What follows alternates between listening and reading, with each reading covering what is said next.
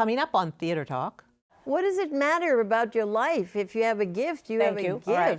You can't talk about artists and real life, can you? I mean, if you have a gift, you have a gift, and as Tennessee said, if you have a gift and you ignore it, it will destroy you.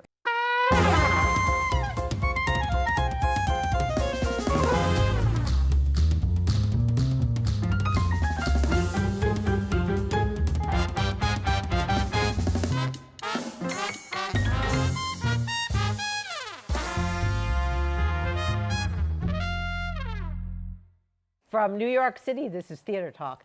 I'm Susan Haskins, and I am joined by my guest co-host, Jesse Green, co-chief theater critic of the don't call me a drama York critic. Times. Not drama.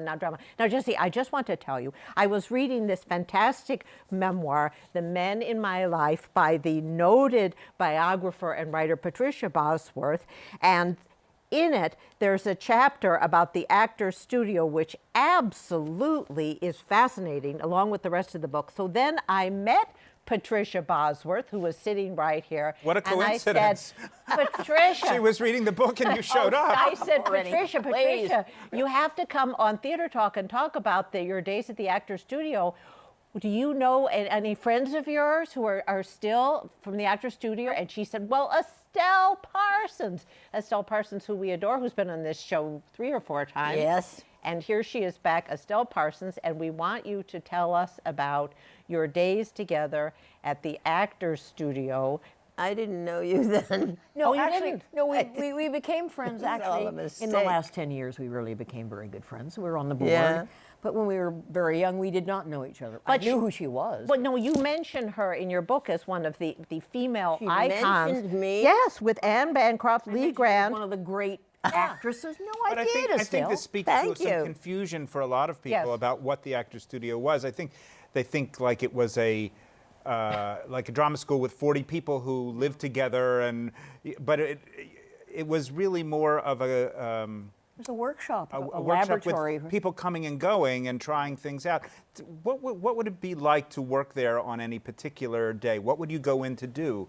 Well, Would you, in those days Yes. with Lee Strasberg, it was very much focused on his classes on Tuesdays and Fridays. But there were lots of projects always going on, as I recall. so on those classes, you would come in, people who wanted to work on They're a not scene. classes. You can't call them classes. call them It's sessions. not a school. No, it's And he definitely wasn't not a a school. teacher, really. He was some kind of guru. I don't know what you would call him. You know, like Plato or something. But would he watch He had people present disciples their more than work? students. 70 years it's been there, and the thing that makes it special is there are no rules. There is a space. And if you are taken in membership after a couple of auditions or just invited in because you appear to be so gifted, talented for acting, because it's about the art of acting, not acting, the art of acting. But if you are taken in there, every Tuesday and Friday from 11 to 1, there is a session, and this empty space with a lot of props and maybe sound and lights, but you don't need those really when you're acting. And that space is yours, and you have to say to yourself, what is my challenge? What shall I get up and do in that space? So what was something you might do? Oh, Bring in a scene? well, Bring in a monologue? yes, bring in a scene, bring in a monologue. But basically characters, like I developed Medea there, I developed the Scottish lady there, I started to develop, Long Day's Journey, but that woman just did not interest me in the slightest, so I didn't go on with that The very maid? much. The maid? Oh, that'd be cute. That would probably interest me more than that Maybe woman we should did. go Oh, back for a God. second. What did people do before the Actors Studio who were serious about the art of acting, who... Well, they weren't, Jesse. Surely you know about the group theater.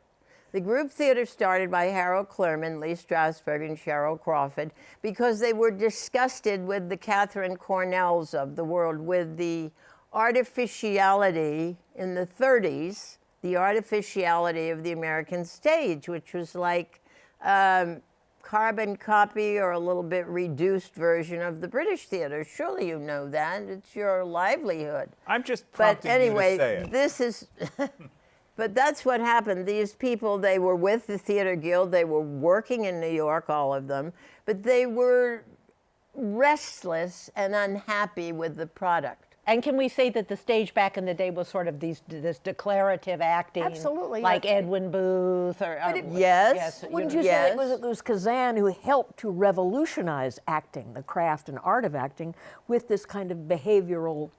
Well, you could say that. I think it goes back to Harold and to Lee. Okay. Lee was the one who was interested in the art of acting. Not many people are interested in it. I happen to be terribly interested in it.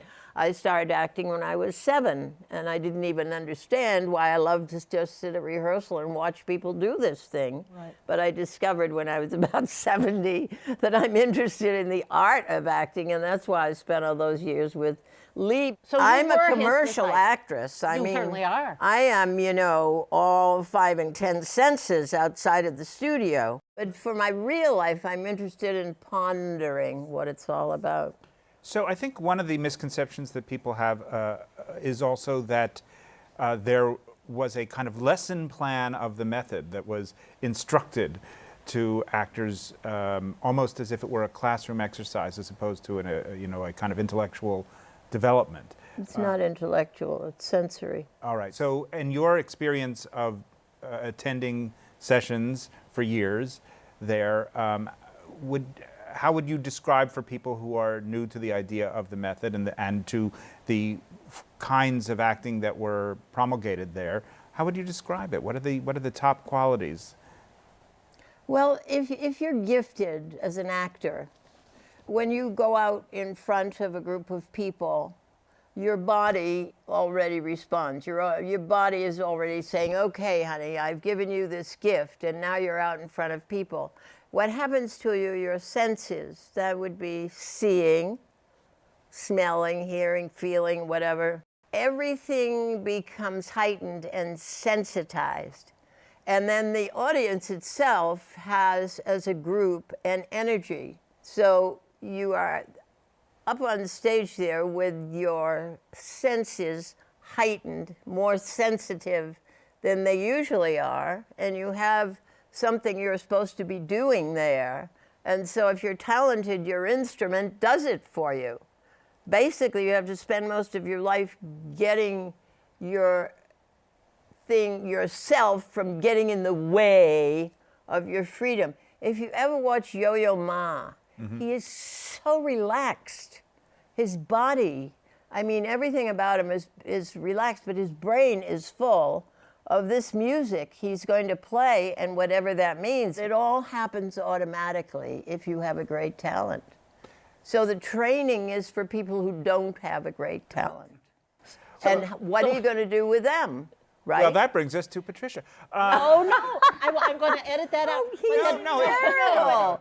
He's terrible, Betty. Let me follow that through. I think you know what I mean. Yes, I do. You in the book, you describe how you wanted to be an actor, but you really had no ideas about what that... I had no ideas at all. I was totally innocent of any kind of Right. craft or technique. And you described the audition process for the Actors Studio, which sounded kind of grueling. Oh, it did. It sounds frightful. Was on many scenes, but also a certain amount of mystification about how and why you got chosen. I think I got chosen because of my quality. I was very young, and Arthur told me that once, Arthur Penn. He I was did? 20, well, I mean, I was 20 years old. I didn't have any technique. I wasn't acting, I was just being myself, really. But you were acting and Yes, I making was. money for it. Yes, I was. Wow. I'm just talking about the very beginnings of my career. What I was going to say, because of this brilliant kind of oration about, no, what you said about acting, I am now a writer.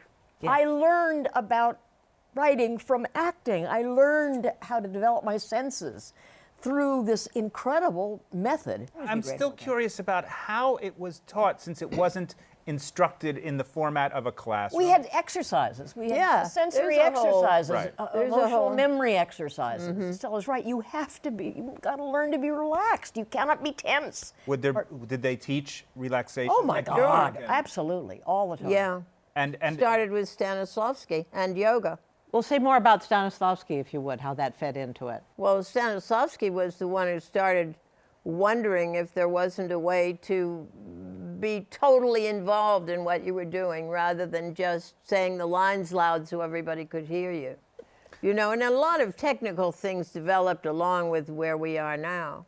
But Stanislavski got very interested in why some people were better actors than others, and now everybody could be at their best. And it started out with a very big interest in yoga. A lot of this had to do with the Russian behavior or politics at the time, that religion had to be aside. And so Russians moved toward Eastern things like yoga and Buddha and stuff like that.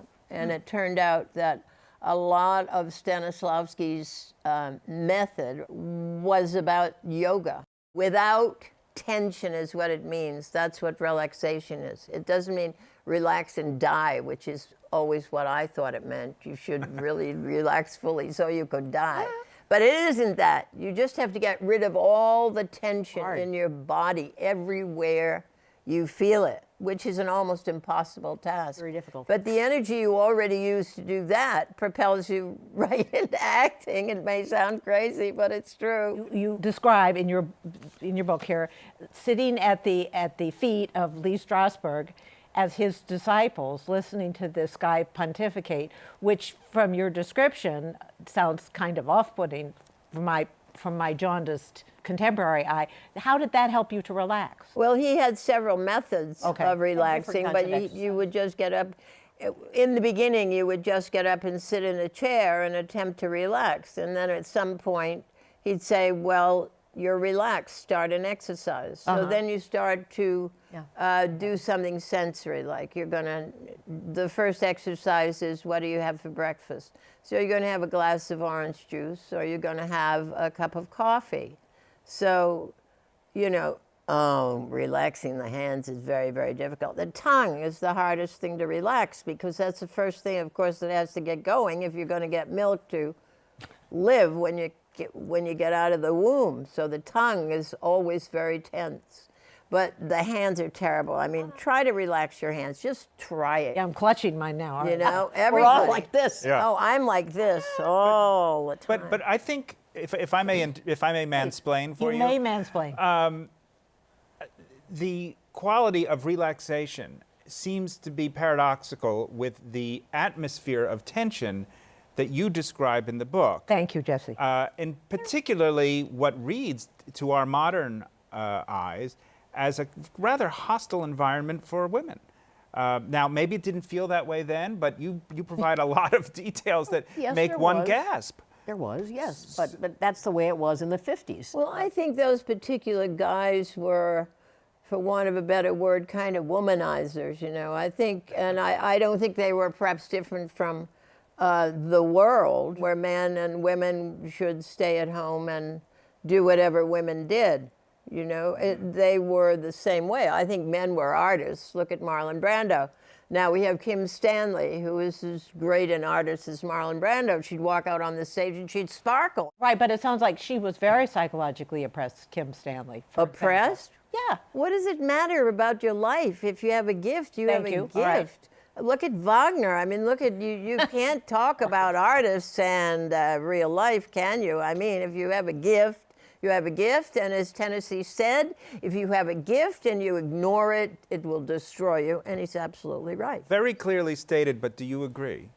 I do. And I also think that all of us, finally, when we were working for Lee or with Lee, we would transcend the hostility and the male chauvinist piggery, or whatever you want to call it. You would go beyond it, and you could if you had to learn how to concentrate, which I really learned how to concentrate at the studio, which is one of the most important things. It's a focus. Did you feel that you're being forced to concentrate? It didn't matter. I mean, I did Medea. And at one point I was flat on the floor with my face down. I don't know why. I guess I got caught up in a passion, and I was face down on the floor. And when it was over, you know what Lee said? He said, "That was wonderful when you were face down on the floor." That was his response to my Medea. What did I care? I mean, maybe it was hostile, of course. but again, and I was working on Renevskaya with Arthur Penn, and he says in session, That's the best Stranovskaya I have ever seen in my life. I think it's even better than the Russians did, because Arthur had this rehearsal technique which really changed my life and changed my work completely. So after the session was over, I said to Lee, you know, we are maybe going to take this somewhere, the Cherry Orchard, out of the studio. And he says, what is this, a vanity project for you, Estelle? I mean, God, yeah. he was Well, a but- terrible person. And you describe working with Arthur Penn Yes, when Arthur, he yes. locks you in a closet. He did lock me in a closet until I screamed an obscenity. But I learned something from it. I took it as a challenge. You know what I'm talking Well, about. you are a poet. You certainly must understand. No, I was a failed poet. But yes, don't know that. But you understand that if you were going to do something, you are going to do it, right? 100% do it. And what does it matter what someone else says to you? So what do you think of the modern sensibility now, which is just coming up, that mansplain for this, go ahead if you need to, that now we're in the Me Too time where they say, this guy, well, like let's take for example, James Franco, and he won the Golden Globe, and then he's in The Disaster Artist, and then women came forward and said, no, he did these very abusive acting exercises, so get rid of him. And then, you know, they took him off the cover of Vanity Fair. Well, okay. But I mean, what you now mansplain away? I read these portions of your book, Yeah. not just the Arthur Penn locked in a closet scene, but also the one where you were forced to undress in front of the whole group. Yes, I of was people. pretending to undress, and Lee made me No, and actually you take, didn't, you yeah. know. Well, I understand that it was an acting Right. point he was trying to make, because you were supposed to be committed to the actual feeling Undressing. of being undressing, and Yes, you were that's- avoiding it. I was. Some might say that there was a good reason to avoid it, but in any case, there you were. Who would But say- she was unhappy. Who would say there's a good reason to avoid it? It can't be avoided if you're an artist. What are you going to avoid? So even though in the book you describe this as a mortifying Yes, moment, you yes. feel that it served you. In the long run. Yes, I absolutely Okay, that's do. That's really why all I told want to her. get Yeah. to.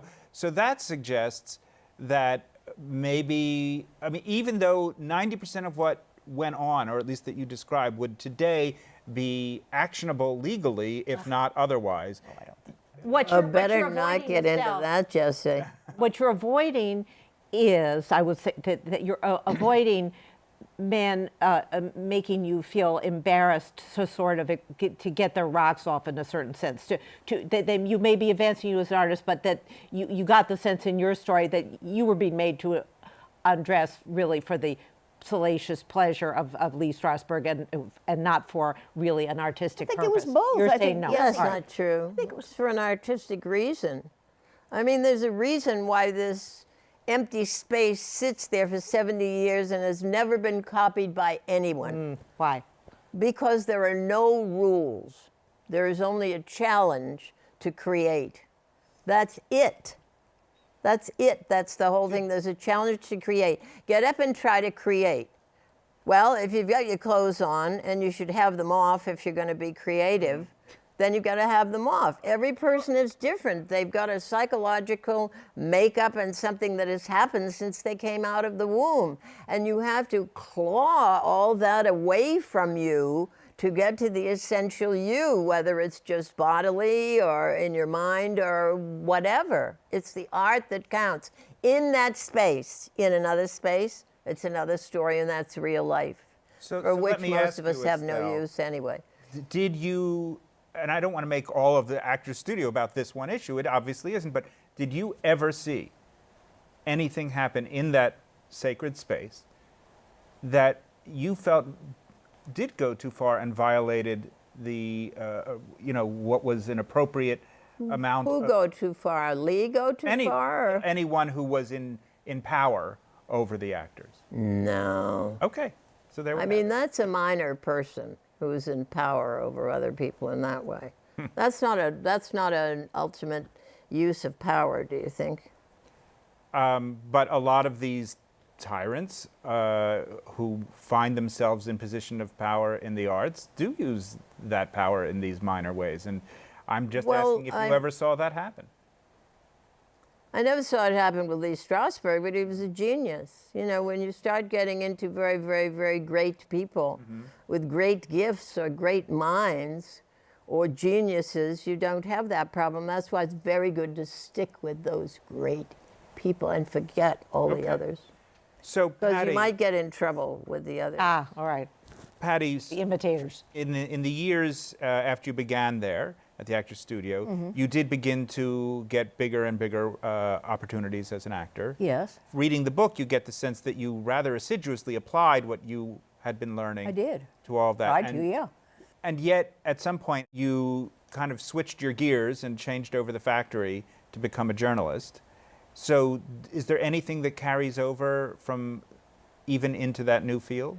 Yeah, well, from the very beginning, I wanted to be both. I wanted to be an actor and I wanted to be a writer. And Colette was one of my idols because she had been both an actress and a writer. In fact, many wonderful women writers began as actors, even Mary McCarthy and Catherine Ann Porter. And you know, writing is a kind of performing. John Guare says, the difference between acting and writing is that if you're a writer, you get to play all the parts. Yeah. And it's true in a sense. I mean, we are all, it's a performance art, the art of writing. I'd always been writing. I'd been writing backstage in all the shows. Lee once said to me when I was writing in a pad at the studio, he said, maybe you should be doing that instead of acting, because I was so concentrated on it. But I did make a choice. It was a choice that I really wanted to make because I had so much I felt I could say. And I did feel freer as a writer, I have to say that. I felt more inhibited performing in front of an audience than I did writing. And then in your role as a biographer, you've written about actors a lot. Yes, I have. So I love to write about the acting process. It never fails to fascinate and obsess me. To write about a Brando or Montgomery Clift or Jane Fonda, who was at the studio when I was. That reminds me, though, in those sessions that you've both described, you must have seen incredible stuff. Oh, Yeah. yeah. Was it sometimes, or often perhaps even, better than could actually be reproduced in a live stage situation? I did work there I didn't even know I was capable of. When you see yourself do work you didn't think you were capable of, you didn't even know was inside you to be expressed, then when you go out for commercial auditions, they're easier. Because you know that you're full of this incredible creativity, which may or may not ever get out there. That's right. But in Very commercial situations, you know, you've got to deal with all these other people and all these other things and texts, and Rules. it gets very complicated Yeah, yeah. and can't be as good as pure art. Right. Do you remember, Patty, some person we'd know who was just astonished you more than anybody in terms of their talent? You mean at the Actors Studio, yeah. Well, you certainly, and I've Yes. seen your many. I love you as a director too, but Oh, yeah. Jerry Page and Bancroft, to see them work, How about Marlon? and Marlon Brando. I did not see him. You saw. Oh, boy, he is so good. Yes, he's the best. I mean, if you would just aspire to that. But did Marlon have to be taught to relax, or was he there with that? Well, I don't think he was taught anything. Yeah, I agree. I heard a story that when he did his scene for Lee, he sat there reading a newspaper in front of Lee. He wouldn't That's even right. listen That's, to it. that's true. I think men had a hard time with Lee. Some men had a hard time with Lee. Because I think Lee was probably tougher on men. It sounds like a tough school. You all speak so highly of it, but from your description in this wonderful book, But it's not shouldn't a it- school. No, a school, not a school. It's a lab. advanced A tough training. room. It's advanced activity like a gym for Yeah. people who know what they're doing. It's not for someone to A walk in off the gymnasium. street. It is a gym. It's like a lab, or people Yeah. experimented.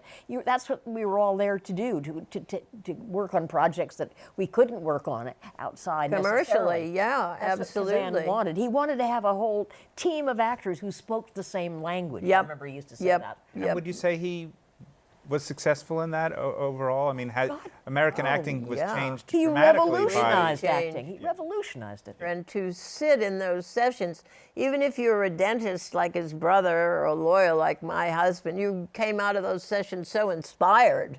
You just thought you could do anything. I mean, it was terribly inspirational. Yes, it was. And wonderful for actors. Like he knew everything about every actor that had ever been written throughout history.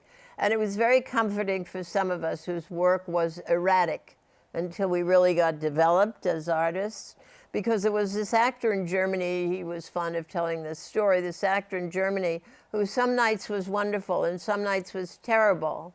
And if someone said, oh, I'm going to go see George tonight, the other person would say, is he going to be on or off tonight, do you think? So if your work was basically going through that, even when you were in a lead on Broadway, you were basically knowing you were terrific one night and not so good another night.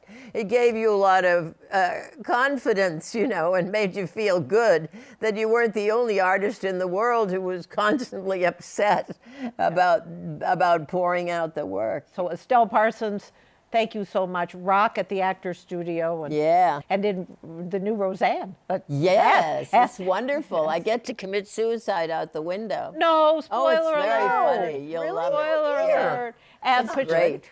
Patricia Bosworth, who has written The Men in My Life, which is now and also out in paperback, just a wonderful, wonderful book. And also Patricia has a new book out, Dreamer with 1,000 Thrills, The Rediscovered Photographs of Tom Palumbo. Published by your former Powerhouse, husband, out published March by- 15th. Yes, with commentary by you, that's Yes, your I wrote deceased about it. husband, who Yeah. was a fantastic photographer.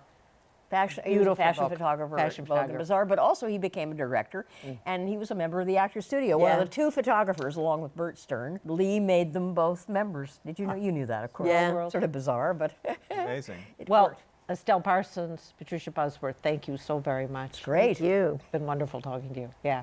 I hope you come back. We could go on and on. Our thanks to the Friends of Theatre Talk for their significant contribution to this production. Theatre Talk is made possible in part by the Frederick Lowe Foundation, the CORY and Bob Donnelly Charitable Fund, the Noel Coward Foundation, Carrie J. Fries, the Dorothy STRELSIN Foundation, and the New York City Department of Cultural Affairs.